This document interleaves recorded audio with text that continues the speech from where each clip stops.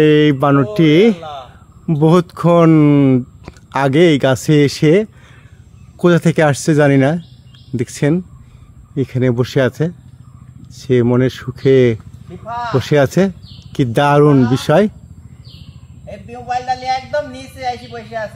কি সুন্দর, সে মনের সুখে কি চাবাচ্ছে।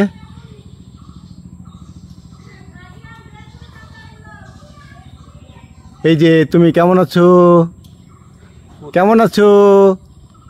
এই যে এদিকে এদিকে এদিকে এটা ঘাই আমলিয়া পাতা খাচ্ছে, খিদি লাগে। দেখছেন আসলে বানরটাকে প্রচণ্ড ক্ষুধা লাগছে, সে আমটা নিয়ে আমটা দিলাম। আমটা দেওয়ার পরে দেখেন সে আমটা নিয়ে আসলে অত্যন্ত ক্ষুধার্ত। আমটা দেওয়ার সঙ্গে সঙ্গে সে আমটা আমি হাতে দিলাম, দেওয়ার সঙ্গে সঙ্গে আমটা সে নিয়ে খাচ্ছে। আসলে সে মনে হচ্ছে অত্যন্ত ক্ষুধার্ত, সেই গাছে পাতা চিবে চিবে খাচ্ছিল।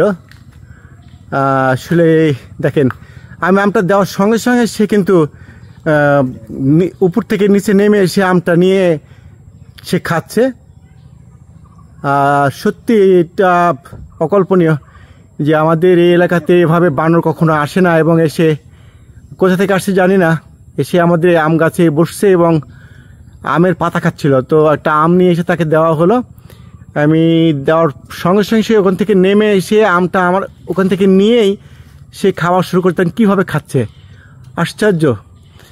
তো আসলে যে পশু পাখির যে ভালোবাসলে, যে পশু পাখি যে মানুষকে এভাবে ভালোবাসা দেয়, এটা কল্পনাতীত। যে আমি খাবারটা দেওয়ার সঙ্গে সঙ্গে কিন্তু সে উপর ডাল থেকে নেমে আসলো, নেমে এসে সে কিন্তু খেতে শুরু করছে।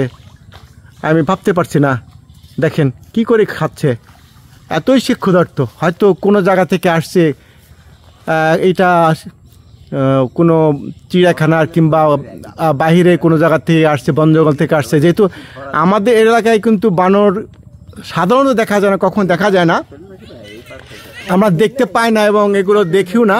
তো আসলে এই বানরগুলো কোথা থেকে আসছে আমরা জানি না, তবে আসলে এই বানরটা অনেক ক্ষুধার্ত। আম দেওয়ার সঙ্গে সঙ্গে কিন্তু আমটা সে নিয়েই খাচ্ছে। দেখেন কি করে খাচ্ছে, আশ্চর্যের বিষয়। আসলে বানর